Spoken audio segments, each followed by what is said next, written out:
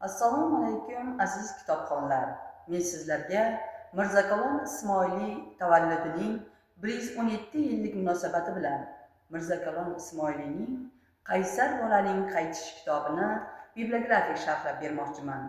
Mirzakalon Ismoiliy Qaysar bolaning hayoti qissalar.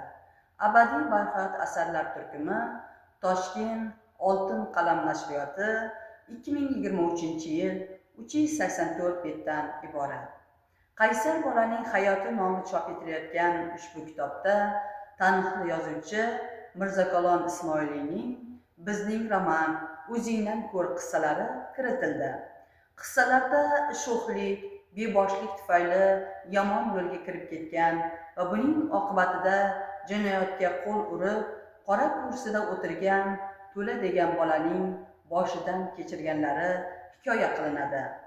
Mirzakalon Ismoiliy ushbu kitobi Qaysar bolaning hayoti kitobidan aynan yuqorida illatlarga qo'l urgan yoshlarning obrazini yaratadi. Ularni bu yo'ldan qaytarishga harakat qiladi. Ushbu kitob siz aziz kitobxonlarga manzur bo'ladi degan umiddamiz. Marhamat, ushbu kitobni Shayxontohur tuman axborot kutubxonamizga kelib olib o'qishingiz mumkin. E'tiboringiz uchun rahmat.